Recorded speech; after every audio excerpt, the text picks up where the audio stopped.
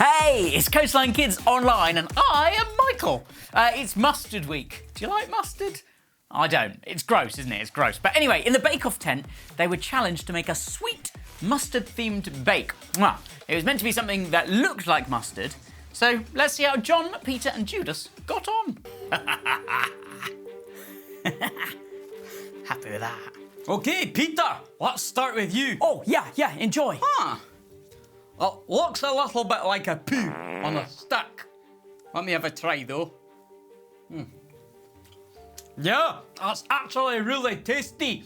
Just a shame it looks a bit on the gross side. Oh, thanks a million. Okay, Judas, I'm excited to try your sweet mousse. Yeah, enjoy it. Here we go.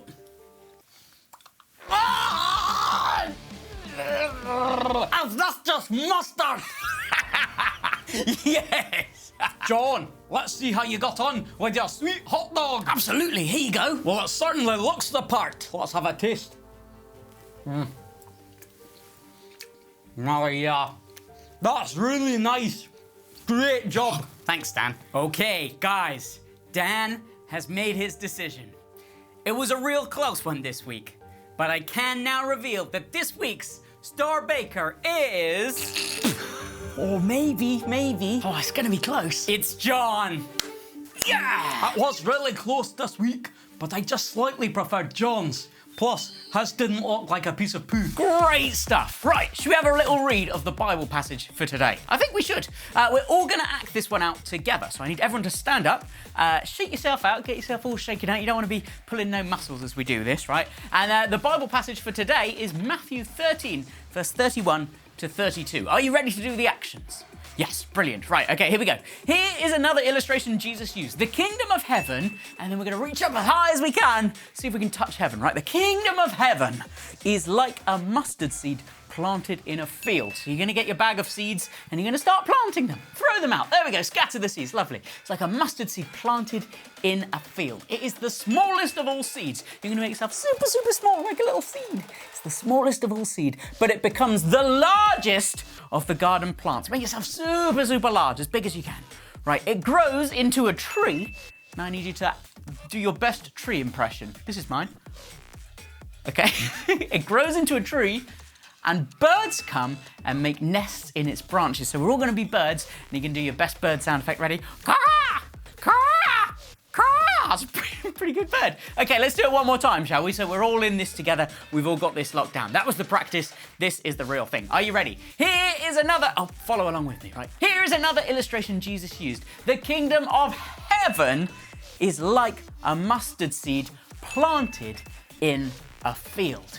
It is the smallest of all the seeds, but it becomes the largest of garden plants. It grows into a tree, and birds come and make nests in its branches.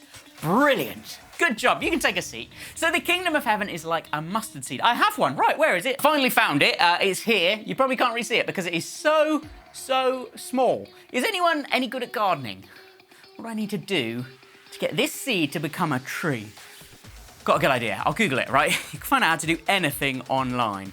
So here we go.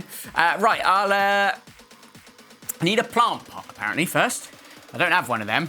What I am very good at doing, though, is improvising, so I'll just be the plant pot. I'm sure that'll work out just fine. Still. Right, so the second key to gardening, then, is I need some soil. Okay, I've got some soil. Right, I'm the plant pot. So I guess the soil goes in my hand. There we go. Lovely. So I've got my soil. Next, I need to bury my seed in my soil. In it goes. Make sure it's all nice and combined in there. And then I need some water. Water helps things to grow. Got my watering can. I could do with being a bit taller, to be fair, so I'll take some water. Here we go. Oh, yeah, lovely. That'll help me grow, right? Okay, water the seed a little bit. Oh, gosh, that's quite a lot. I'm sure that'll be fine. Right. Well, where's the mustard tree? Well, I've done all the steps. I don't understand why it's not here yet. Get back to Google. Apparently you have to wait for a really long time. Oh, well, that is boring. I'm not doing that. Let's see if we can find a video of a mustard seed growing instead. I'm going to chuck this away. Here we go.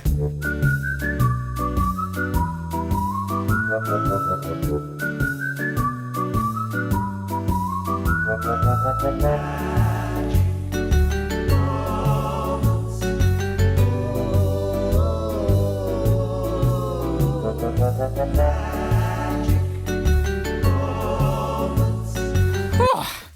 I want to tell you a little bit about endurance. Anyone know what the word endurance means? Go on, give it a go. It's the ability of something to last a long time or withstand wear and tear. Now, we don't often talk about endurance because it's not particularly exciting. You literally can't see if something is going to endure or not without waiting a really long time. I don't really like waiting, it's kind of boring. I've never managed to keep any plants alive because I just can't be bothered for all the waiting, watering. I just want to see instant results. Now, I know that it's March, we're at the end of March, but does anyone mind if I talk about Christmas?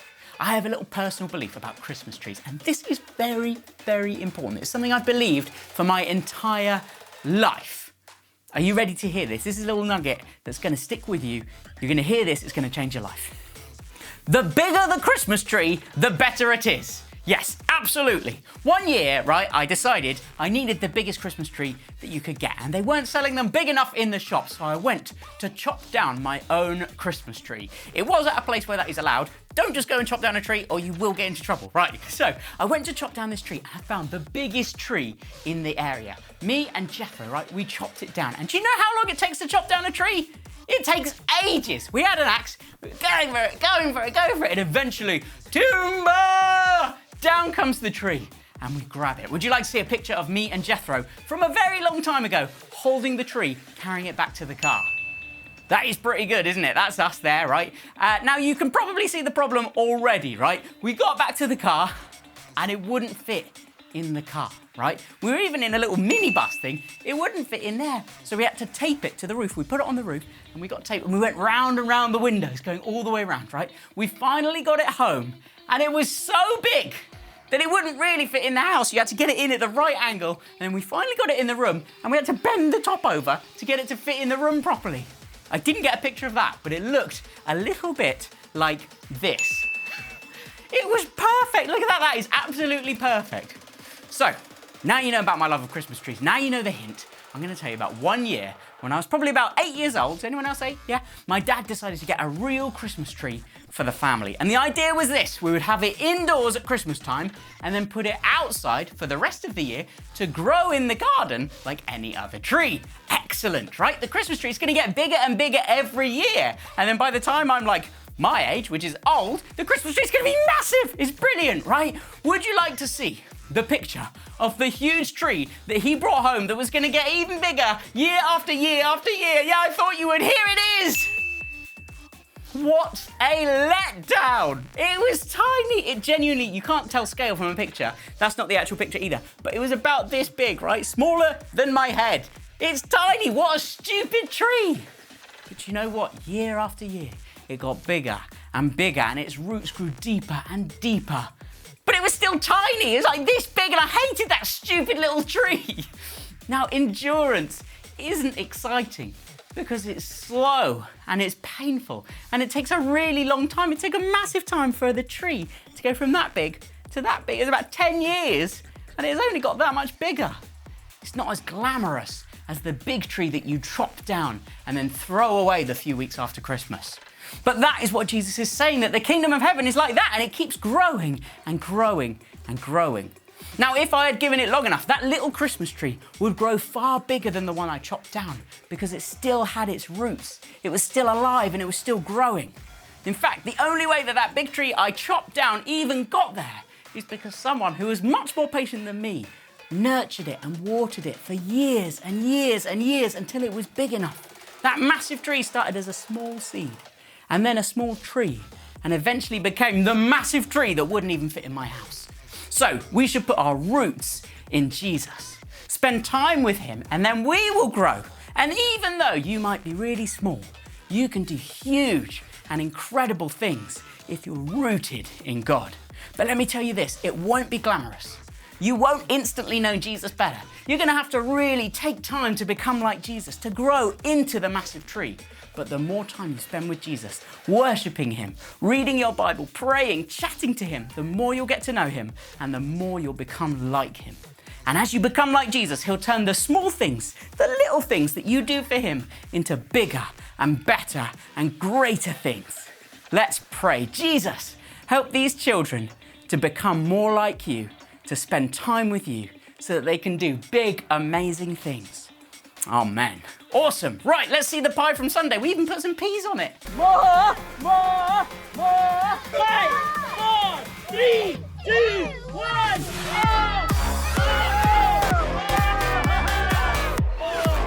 Brilliant. Give them a round of applause. Very good. Great. See you next week. Bye.